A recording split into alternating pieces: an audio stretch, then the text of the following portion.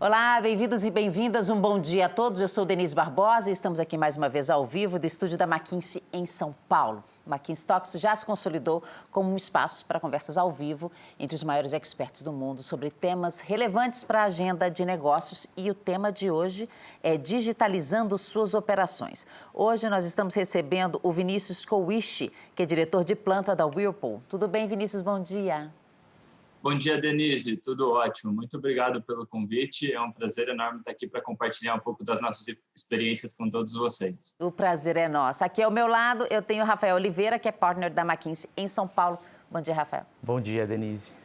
Vai lembrar que vocês poderão fazer perguntas a qualquer momento, clicando no botão à esquerda da janela do vídeo. Por favor, contribuam. A participação de vocês é fundamental. No finalzinho do nosso encontro aqui, eu repasso para eles as perguntas de vocês. Vamos começar? Rafael, com você. Vamos então, Denise. Obrigado. Bom dia, Vini. Super obrigado de estar aqui hoje. Bom dia, Rafa. O prazer é todo meu. Vai ser uma experiência fantástica de estar aqui junto contigo, trocando um pouco das nossas experiências. Legal, e obrigado vocês que estão conectados. Acho que a gente está aqui, é a última sessão que a gente está fazendo de 13 sessões que a gente teve durante o mês de novembro. Vamos falar um pouco de como estrategicamente estruturar uma transformação tecnológica em operações e como que você pode aplicar elementos importantes disso no dia a dia. Tá? Então, para iniciar aqui, a gente já usou esse slide em algumas das sessões e a gente trouxe para reforçar um pouco o conceito da importância dessas transformações tecnológicas para as empresas, né? Então, a gente tem aqui um gráfico que mostra um pouco da participação do mercado de empresas e a gente tem visto 3 possíveis caminhos que as empresas têm percorrido, né? Então, um deles é de empresas que já estão extremamente estruturadas e sólidas, com um modelo de negócio mais antigo no mercado e que elas não se adaptaram rapidamente a toda essa evolução tecnológica que tem acontecido hoje, né?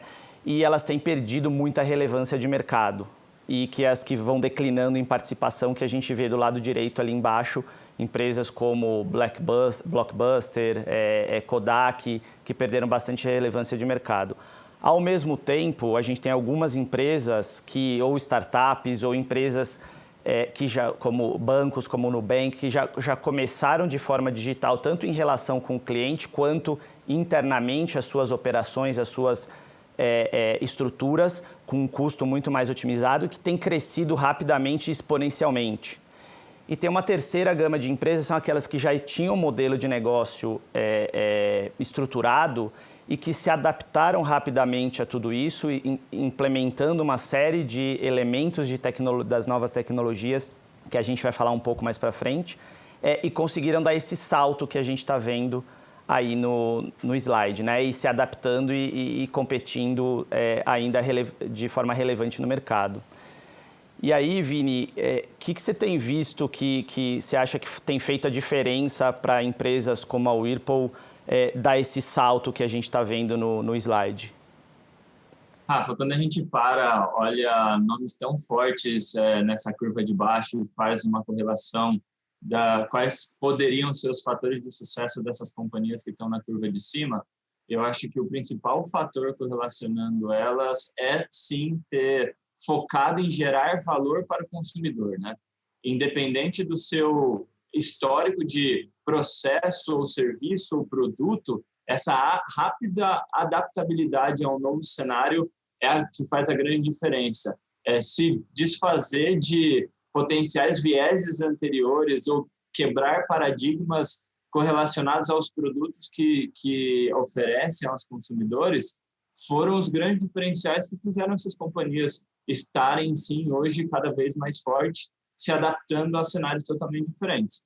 Obviamente que no nosso dia a dia, né, e a gente tem cada vez mais visto a relação do consumidor com o processo de compra sendo transformado, isso traz um desafio muito grande para o nosso supply chain, esse conceito do end-to-end e essa flexibilidade, agilidade, a adaptabilidade às novas demandas, acho que são os grandes diferenciais para se realmente manter competitivo em relação aos concorrentes e sim colocando sempre o consumidor no centro de cada decisão que essas empresas tomaram.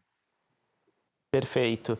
E então, o que a gente está vendo aqui, a gente, McKinsey, também tem aprendido, é que a velocidade desse processo é chave, né? As empresas que têm começado a fazer esse salto mais rápido são as que têm conseguido ser mais competitivas e estarem na frente dos seus concorrentes.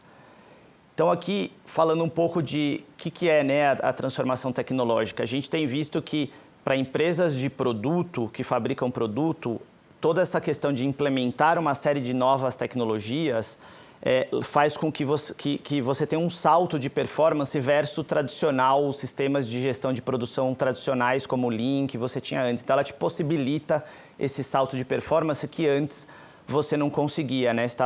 Tinha uma série de limitações que não conseguia antes. E a gente vê diretamente relacionado nos números, né? Então, a gente vê empresas que têm trabalhado com isso, ganhos de produtividade de 2,5%. Eu vi alguns casos na China que eu fiquei bastante impressionado, né? De fábricas rodando literalmente com a luz apagada. Reduções de custo de operações de 20% a 30%, aumentar a velocidade de levar novos produtos para o mercado de 30% a 90%, a gente tem visto. Então, realmente, esses números são muito relevantes e mostram esses saltos. Em alguns poucos casos, algumas empresas têm tido uma mudança disruptiva, eu diria, da forma de produzir o que ela produz. Isso em serviço tem acontecido mais, mas em geral o que toda essa tecnologia tem trazido, que a gente vai falar um pouco no próximo slide, é realmente levado a um salto de performance. E aqui eu diria que esse acho que é um dos slides mais importantes para a gente entender bem hoje aqui, né, Vini?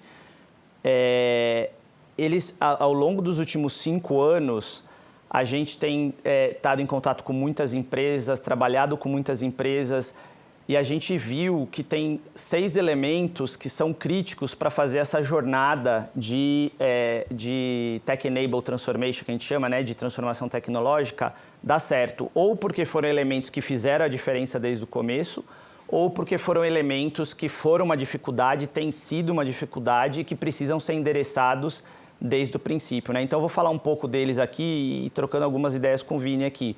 Então, o primeiro deles é realmente ter uma estratégia muito bem definida, né? A gente viu muitos casos de empresas que estavam fazendo experiências e laboratórios, mas sem ter uma direção muito clara, uma necessidade de negócio estabelecida. Então, toda essa transformação tem que ser para trazer um benefício de negócio, né?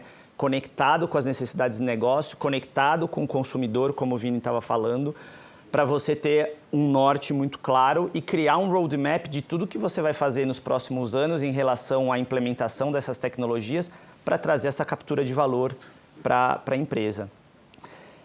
A número 2 aqui são as alavancas de valor propriamente dita, né? Então, o que a gente tem visto dessas tecnologias sendo aplicadas é a combinação de 3 grandes elementos, 3 grandes categorias. Uma é Advanced Analytics, né? A analítica avançada de dados. 2, a digitalização massificada em operações e serviços. E 3, a automação e controle, né? Instrumentação e controle. Então, essas têm sido as 3 grandes alavancas. E daí é importante estar muito conectado com o mercado, porque isso tem sido muito ágil e cada momento surgido alguma coisa nova no mercado, né? O número 3, e daí do 3 até o 6, eu diria que são, em geral, estruturas e enablers para garantir que isso dá certo. Então, toda a infraestrutura de TI e TO das empresas, né, tanto da parte de TI que a gente está acostumado, quanto da parte de TO, que é toda a infraestrutura de dados operacionais, a gestão de tudo isso, a disponibilidade desses dados de uma forma adequada e rápida e centralizada é importante para você poder capturar o máximo valor, que se você não tem essa estrutura bem definida e bem estruturada, você tem uma série de aplicações tecnológicas que você fica limitado para implementá-las, né? Tem o quarto elemento que tem sido bastante, a gente tem visto bastante dificuldade, na verdade, nas empresas, que é toda a parte de organização. Tanto no sentido de conseguir os profissionais que têm os skills, né, têm as habilidades necessárias para implementar essas tecnologias, especialmente Advanced Analytics, desde consegui-los, treiná-los e eles treinarem outras pessoas e criar toda a capacitação dentro da organização para adotar essas novas tecnologias, né? Então, esse é um elemento bastante importante aí. Tem um quinto, que é a parte do modelo operacional, como que eu defino minha governança para fazer essa jornada, como que eu integro as metodologias ágeis, né, o Agile, no dia a dia da operação que eu já tinha. E por último, mas não menos importante, a gestão da mudança digital. Como que a gente influencia toda a organização das operações para poder adotar essas tecnologias? Porque ainda assim muitas coisas vão depender das pessoas usarem para poder capturar esse resultado, essa performance adicional, né? E, Vini, eu não sei como que você tem visto esses elementos dentro do dia a dia da Whirlpool e como você acha que isso tem feito a diferença para vocês? Rafa, eu acho que esse modelo não poderia ser mais assertivo, sendo bem realista, assim. A gente está nessa jornada já tem algum tempo, e obviamente todo dia surge uma tecnologia nova e a gente avalia ela e entende. A gente, em algum momento, já foi nesse conceito que você começou dando exemplo, né, de definir algumas operações modelo e aplicar toda a tecnologia nessa operação para depois criar um modelo que seja escalável, mas talvez a gente ainda não tinha uma clareza bastante assertiva de qual que é o norte, aonde a gente quer chegar, qual é o caminho que a gente quer percorrer até lá, né? E aí, depois de muitos anos amadurecendo esse modelo, eu paro para olhar esses 6 itens que você pontuou aqui, e ele tem uma correlação direta com todos os aprendizados que a gente teve ao longo dessa caminhada, que ela ainda, obviamente, tem muita coisa pela frente para percorrer. Mas daqui, eu acho que o grande destaque está com relação à estratégia, né? Não quer dizer que os famosos low-hanging fruits, as oportunidades que estão ali fáceis e rápidas de serem implementadas, não possam ser capturadas, mas ter essa clareza baseado na natureza do seu negócio, na natureza da sua indústria, entender realmente quais são as tecnologias que trazem um benefício. Mas antes disso, ter clareza nos seus dados, assertividade de aonde estão as suas reais oportunidades. Uma vez que você tenha isso discriminado, muito bem claro e determinado, disseminado para cada um dos seus colaboradores, é muito mais fácil você voltar e fazer uma conexão clara de um pool infinito de tecnologias que emergem todos os dias, quais são as tecnologias que realmente vão gerar valor para a sua natureza de organização e, a partir daí, criar uma coluna dorsal, que é um roadmap, como a gente define ali, né, no terceiro item da estratégia, e se ater a ela. E, a partir daí, sim, caminhar e criar uma cadência dessa transformação e, sim, patrocinar ela com muita força. Isso não quer dizer que ela não seja mutante. Obviamente, todos os dias, igual eu já falei algumas vezes, surgem novas tecnologias. É muito importante a gente estar antenado e se adaptar rapidamente e incorporar essas tecnologias nesse roadmap. Mas sem perder a essência, a coluna dorsal, o backbone, o norte, claro.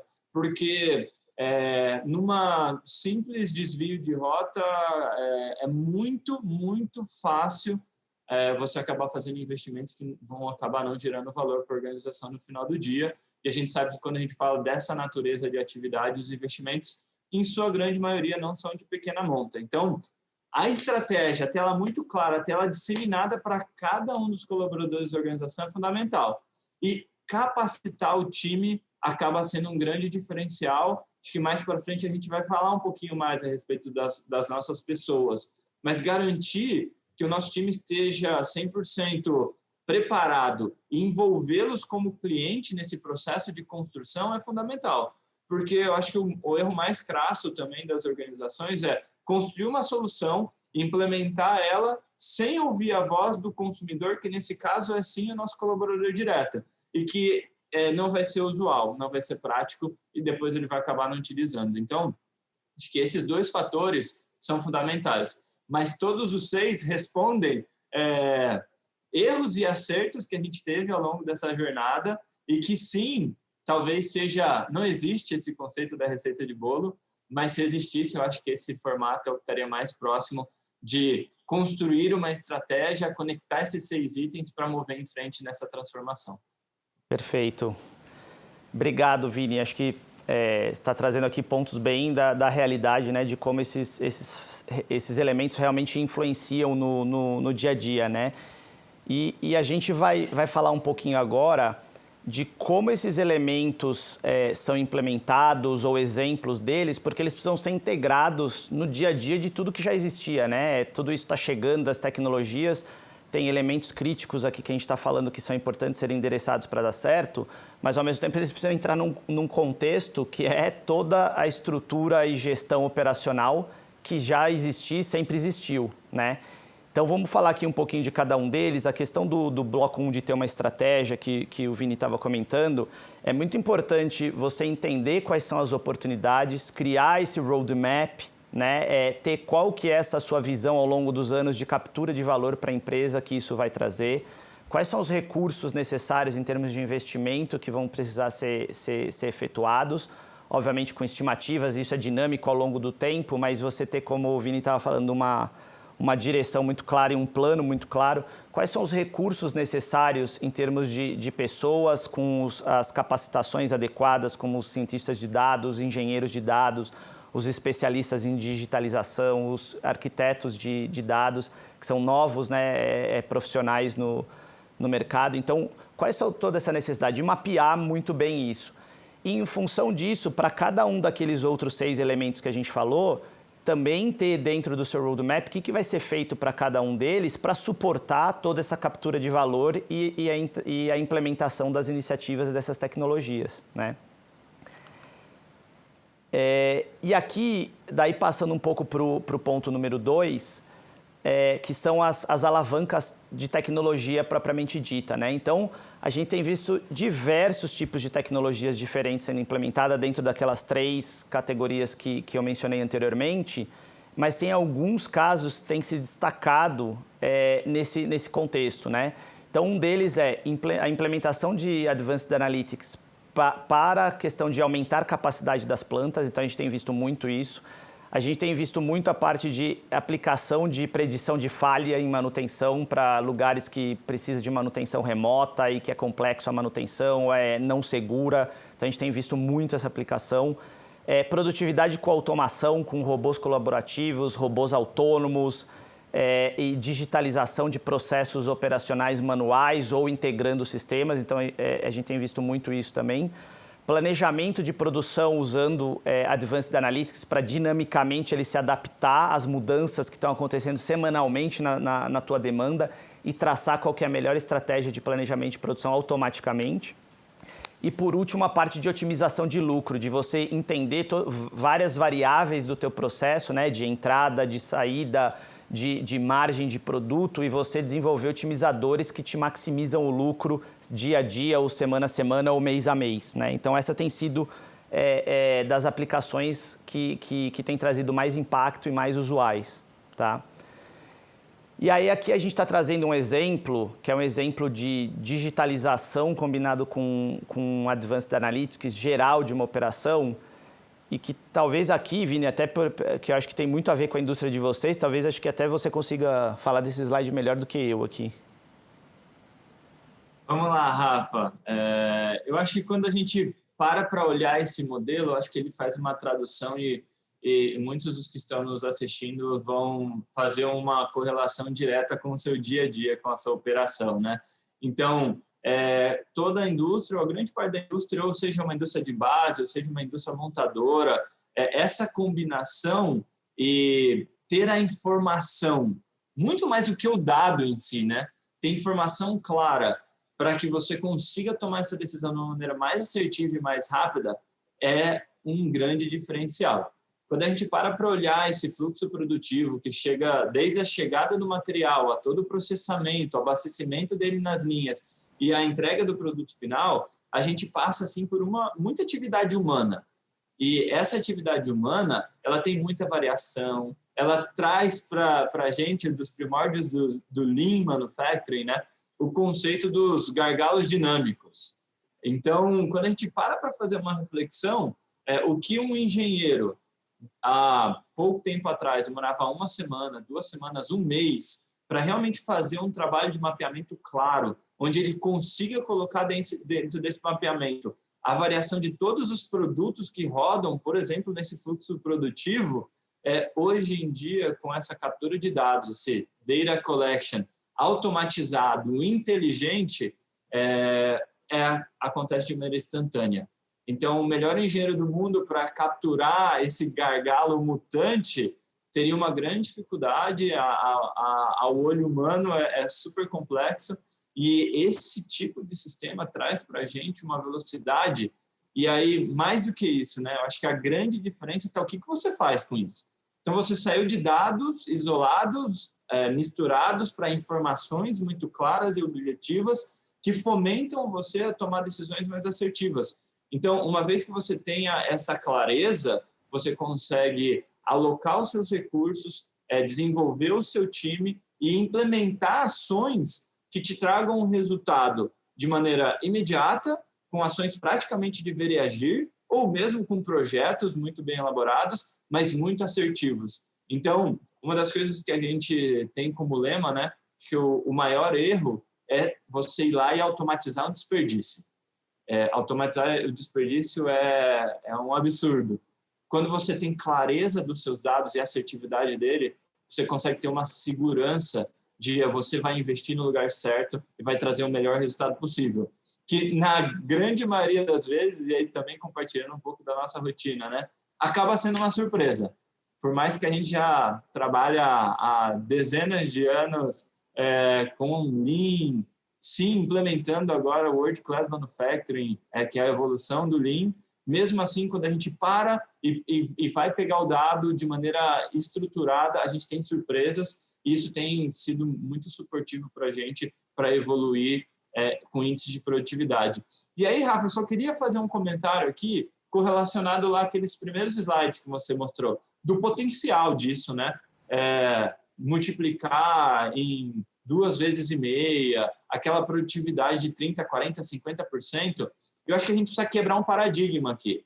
Sim, existem fábricas no Japão, na China, que rodam de luz apagada, mas para alcançar aquele nível de produtividade não é necessário chegar nesse patamar. Sim, com tecnologias aplicadas de maneira assertiva, combinado com o conhecimento de Lean Manufacturing, WCM, aqueles números são super factíveis de ser atingidos. Perfeito. E eu fico pensando um pouco, Vini, aqui tudo que você estava falando, até imagino, né, o processo de vocês com linhas grandes, complexas, milhares de materiais chegando ao mesmo tempo, diversos fornecedores, um fornecedor que tenha um desvio numa matéria-prima pode te gerar um gargalo instantâneo, que muitas vezes a linha é tão grande, com tanta variação de produtos e fornecedores e pessoas que você nem sabe de onde que está vindo a perda, né? E achar, identificar isso é muito complexo, né? E, de certa forma, além disso ajudar, como você estava falando, de ser muito mais rápido do engenheiro, eu acho que ajuda a ser assertivo e você saber ver variação de tempo de ciclo de pessoas, entre turnos, onde que às vezes não era para ser um gargalo e está sendo e está perdendo 5%, 10% de produção naquela linha constantemente. Então, eu acho que também dá uma visibilidade do que está acontecendo na linha de forma instantânea, né? Perfeito, Rafa. E eu gostaria de, nesse momento, até extrapolar um pouco mais, né? Acho que mais do que a produtividade em si, essas tecnologias também ajudam a gente a cada vez mais traduzir em postos de trabalho mais confortáveis, que estejam mais conectados com todos os critérios ergonômicos e também a todos os fatores de qualidade, né? Então, conectar tudo isso te traz um pool de oportunidades imensurável. Perfeito. Legal. Vou trazer um outro exemplo aqui, Vini, que e o pessoal que está assistindo a gente, que é sobre daí a aplicação de Advanced Analytics em indústria de base, né? Depois a gente pode até aqui, Vini, ver como que isso pode ser aplicado para vocês e tal. Esse aqui é um exemplo, e acho que muito interessante, eu gosto demais disso, sou apaixonado por esse tema específico de como aplicar Advanced Analytics, predição e tal.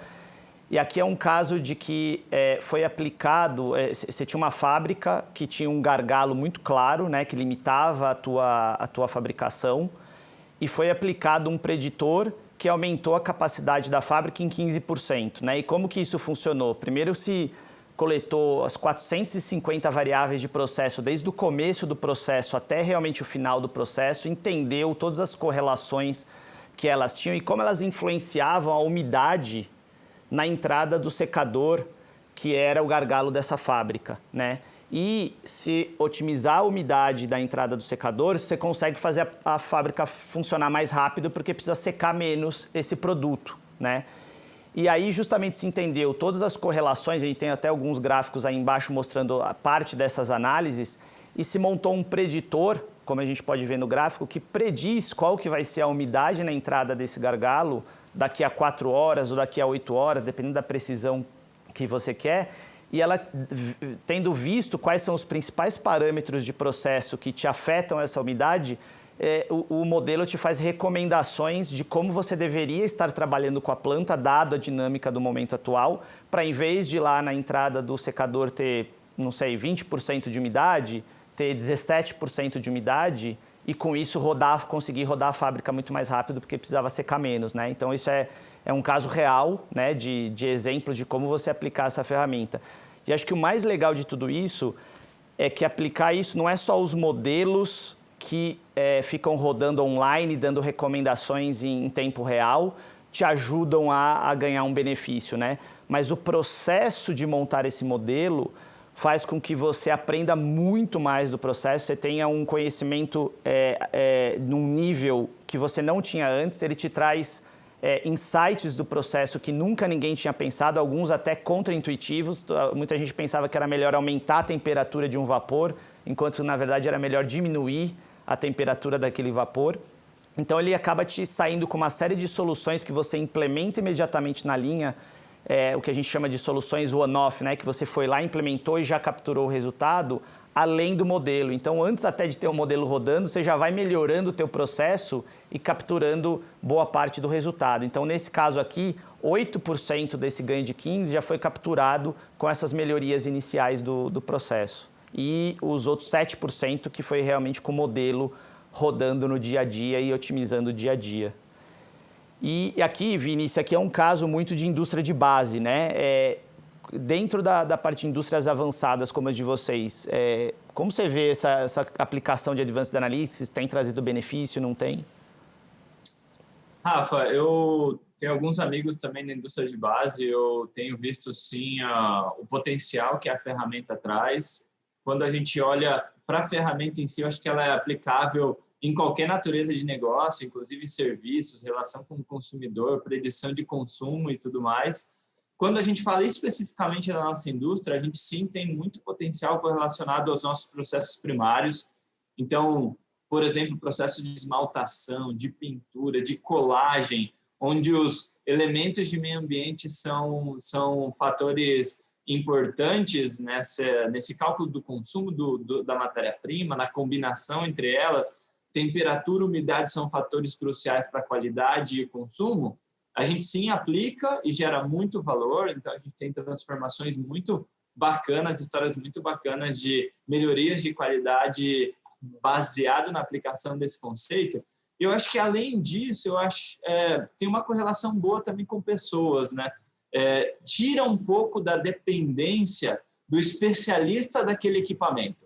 E que, poxa, se começou a chover ou começou a esquentar, tem aquele nosso colaborador que vai lá, ele faz aquele ajuste fino e que o processo vai rodar perfeitamente. Acho que tira essa dependência, traz uma inteligência, ajuda a tomar a decisão de maneira antecipada e também dá a oportunidade desse colaborador que é tão especial ajudar a gente a desenvolver outras soluções. Não ficar preso naquele equipamento, cuidando dele como se fosse o pai dele todos os dias, né? Perfeito. E aqui eu vou passar bem rápido, só para a gente trouxe exemplo de digitalização, Advanced Analytics, para complementar esse bloco 2. Acho que tem alguns exemplos aqui de automação de robôs móveis autônomos, né? Assim como a gente tem visto o conceito de carro autônomo sendo cada vez mais disseminado, a gente também já tem visto isso cada vez mais dentro das operações, empilhadeiras autônomas, AVGs, coletadores de materiais nos estoques, também automatizado, sem ninguém pilotando os equipamentos. Então, a gente tem visto cada vez mais aplicações dessa natureza que ajuda muito o ganho de produtividade na área de logística interna, né? E aqui, então, a gente completando o bloco 2, passando para o bloco 3, falar um pouco da questão de TI e TO, né? Que ela é um pouco da infraestrutura que te permite fazer muitas dessas coisas. Muita gente pensa que, fala assim, puxa, mas então para eu começar a fazer essa jornada, essa transformação tecnológica, eu preciso automatizar toda a minha fábrica, coletar dados de todos os meus equipamentos, integrar tudo isso num banco de dados e a partir daí que eu vou começar a conseguir implementar essas soluções de digitalização, de Advanced Analytics, e a resposta é não, né? Tem muitas coisas com que já existem, até às vezes com dados manuais, que são coletados de produto, subproduto, de processo, que já é possível criar uma série desses modelos ou de fazer uma série dessas digitalizações, mas sim, é muito importante fazer um diagnóstico inicial, entender a estrutura de TI e TO que você tem hoje, para ver como ela tem que ir evoluindo junto com o teu roadmap das iniciativas para ir te possibilitando capturar todo esse potencial e implementar iniciativas que no futuro vão ser possíveis com a evolução de como você evolui com a parte de TI e TO, que hoje não te permitiriam. Tá? Então é importante logo no começo ter um entendimento disso e fazer um diagnóstico. E aí, Vini, eu não sei como que isso tem influenciado para vocês na jornada de vocês. Rafa, eu acho que esse processo ele sempre começa aprendendo a fazer na mão, né? Então, primeiro, mapear onde estão suas principais oportunidades manualmente, num primeiro momento. Mapeado ela, princípio de Pareto, onde estão as principais oportunidades? Investir nela, passar a automatizar ela, gerar um processo piloto, começar a capturar e, a partir daí, começar essa expansão. O fator humano aqui, de novo, é fundamental. Então, sim, uma estratégia clara, uma capacitação clara, uma conexão muito forte com os times de TI é fundamental para que a gente avance sem colocar muito dinheiro e não ter o retorno, mas, ao mesmo tempo, avance na velocidade necessária. E aqui um exemplo que a gente tem trabalhado recentemente, a oportunidade de gerar esse conhecimento interno, internalizar esse desenvolvimento e, a partir daí, ganhar velocidade e acelerar essa implementação, essa expansão de maneira mais contundente e, obviamente, com um valor de investimento minimizado. E que faz sentido, né?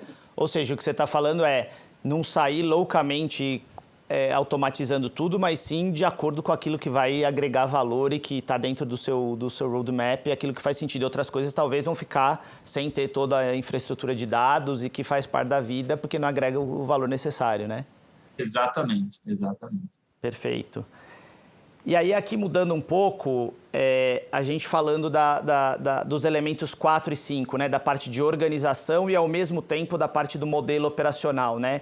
Então, uma das coisas que a gente tem discutido com muitas empresas e tem visto muitas perguntas sobre o tema é: ok, entendi tudo isso, como isso traz valor, que eu tenho que ter um roadmap, mas quem faz essas coisas, né, acontecer? Quem cria os modelos? Quem cria as soluções digitalizadas de processos manuais e de integração de sistemas? Como que eu coloco eles dentro da minha organização, né? Então, o que a gente tem visto, que não é uma solução única, mas que tem funcionado e tem feito a diferença, é você criar um centro de excelência onde os novos profissionais, cientistas de dados, os engenheiros de dados, os arquitetos de dados, os especialistas de digitalização, de automação e controle, fazem parte desse centro de excelência, no qual esse centro de excelência é responsável por gerenciar esse roadmap, né, esse roadmap que foi criado para essa jornada, para ser implementado e as iniciativas que vão ser implementadas. E esse centro de excelência também vai alocando e criando os times multifuncionais, que a gente normalmente tem chamado de squads, para atacar alguma perda, alguma das oportunidades importantes e relevantes que precisam ser capturadas e que fazem parte desse roadmap, né? E você aloca as pessoas de acordo com a necessidade que aquela oportunidade demanda, né? Então, você vai criar um modelo de Advanced Analytics, daquele exemplo que eu tinha mencionado, você vai ter que ter um cientista de dado, um engenheiro de dado, um arquiteto de dado, uma pessoa que conhece do processo, um engenheiro de processo que conhece para trazer a realidade, interagir com essas pessoas e montar os modelos. E aí, esse centro de excelência vai alocando as pessoas em relação a cada um dos times que precisam estar funcionando, né? E aí, uma pergunta que se vem é, mas isso é um time global, né, numa empresa multinacional? Isso é um time regional? Isso é um time dentro de uma fábrica? Isso varia muito dependendo da escala da empresa, do tamanho, das unidades de negócio e assim por diante, né? E, ao mesmo tempo, esse centro de excelência, ele se torna responsável pela capacitação da organização, né? Que é tanto a capacitação dos profissionais que vão desenvolver esses modelos, essas soluções, quanto das pessoas que trabalham no dia a dia da fábrica para adotar essas soluções e saber utilizá-las, né? Então, esse centro que faz muito desses dois papéis, né? Tanto desenvolver quanto capacitar. E por último aqui, da parte de metodologia, como integrar a metodologia ágil dentro do dia a dia, né? Dentro do sistema de produção que já existia. Então, você não vai fazer para tudo, mas para aquelas soluções que são mais complexas, aí sim você implementar a metodologia ágil te dá flexibilidade para fazer as coisas e tomar decisão, às vezes ver uma solução melhor do que você tinha pensado e ir nessa direção, e também de fazer de uma forma muito mais rápida, né? Então tem toda uma estrutura de como integrar isso no dia a dia que você já tinha para ser mais rápido, mas o seu dia a dia ainda funcionar como funcionava antes. E tudo isso é super importante, a gente falou dos elementos, mas como que eu coloco esses elementos ao longo do tempo, tendo um diagnóstico muito claro, né, das suas oportunidades, como que eu vou para uma segunda fase de implementar os pilotos nas áreas críticas e criar esse roadmap detalhado, e depois disso fazer o rollout, né, em várias fábricas ou em várias áreas dentro da fábrica e assim por diante, né? Então, acho que isso é um pouco do que a gente queria passar para vocês nessa última sessão.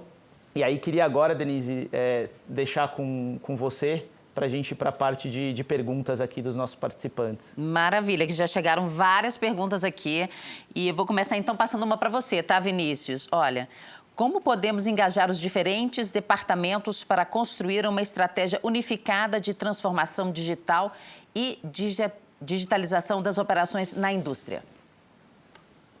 Denise, eu acho que essa é uma pergunta muito inteligente, né? Esse processo de change management, de envolvimento da organização como um todo, ele precisa primeiro comunicar esse propósito. Qual que é o grande objetivo, qual que é o grande valor gerado, qual que é o grande diferencial que vai gerar para a organização no final do dia? E para a relação nossa também, para o nosso dia a dia, como isso pode melhorar a nossa rotina. Então, deixando isso muito claro, qual é o propósito e qual é o objetivo, criar uma estratégia de change management, de envolvimento de todos os stakeholders internos. E, a partir daí, construir junto o que a gente falou lá no começo do nosso bate-papo, né? Essa estratégia vencedora que conecte todos os 6 elementos é fundamental. E, uma vez que essa estratégia esteja difundida, agendas de cadência para garantir que o alinhamento aconteça, que a execução e as aprovações aconteçam no timing correto, é fundamental. Maravilha. Segunda pergunta, como criar a cultura em todos os níveis de liderança sobre a importância da transformação digital? Eu acho que as pessoas passam a enxergar valor em realmente executar aquela estratégia a partir do momento que elas experimentaram pela primeira vez. Então, esse conceito de piloto e o conceito do envolvimento na construção, na minha visão, são vitais para o sucesso da condução do todo. Então, não adianta um pequeno grupo construir uma solução e entregar para um segundo grupo, falando assim, pode utilizar agora, sem envolvê-lo no momento correto. E para a liderança sênior da organização, trazer a clareza de o que aquele investimento pode trazer de potencial, o que aquele investimento pode trazer de competitividade e mostrar novamente essa visão do todo. Porque, igual o Rafa comentou, alguns investimentos para esse tipo de transformação são enablers, a gente define, né? São alguns investimentos que eles são fundamentais, que eles sedimentam esse caminho, mas que talvez eles em si não gerem um resultado, não tragam um retorno financeiro na data zero, mas que eles são fundamentais para, a partir deles, construir outras soluções, que essas soluções sim trarão um grande resultado para a organização. Vinícius, olha, vocês mostraram vários elementos para ter uma transformação tecnológica de sucesso. Por onde devo começar? Essas duas conexões de, sim, definir potenciais pilotos, e para definir o piloto não é normalmente a área que seja mais fácil de implementar, é baseado no mapeamento ainda manual, a área que vai te dar o maior desafio, o maior potencial de retorno. Porque uma vez que você consiga aplicar essa solução nessa área que traz o maior resultado, normalmente essa área vai também te trazer as maiores dificuldades de implementação. E aí, uma vez que você transcendeu tudo isso num ambiente controlado, naturalmente as expansões acontecem de uma maneira mais suave, porque grande parte dos desafios você já enfrentou lá no mais complexo. Então, você talvez se desafie um pouco mais no começo, mas você não vai ter um processo de frustração depois em cada expansão que você faça, porque normalmente você já vivenciou as grandes dificuldades lá na piloto, tá? Então, acho que esse é um grande elemento. E o segundo pedaço é, de novo, não caia na besteira de automatizar o desperdício. Se é evidente uma movimentação de material desnecessária, um manuseio desnecessário, uma disposição numa posição ruim de um posto de trabalho, trabalhe a solução de base e depois implemente. Mas tudo isso não quer dizer que oportunidades, do termo em inglês que a gente usou de low hanging fruits, que estejam evidentes e que possam ser, com um payback de curto prazo, serem implementadas, deveriam ser deixadas de lado. Não, eu acho que o grande resultado para a organização vai vir de uma estratégia sistêmica, mas soluções focadas, pontuais, que tragam um retorno rápido também podem ser aplicadas.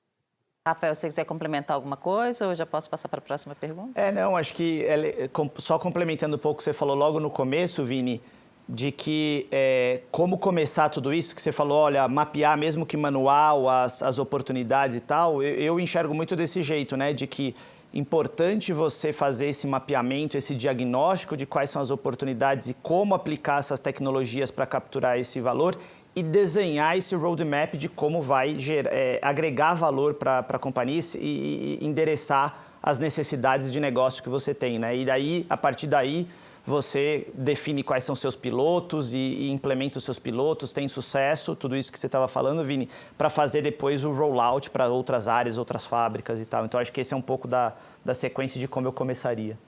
Vinícius, quais dos elementos que você falou se aplicam à indústria de serviços? Tem algum elemento adicional? Eu acho que aquele Advanced Analytics, ele se aplica, e na realidade a gente estava até conversando, né, Rafa? Eu acho que hoje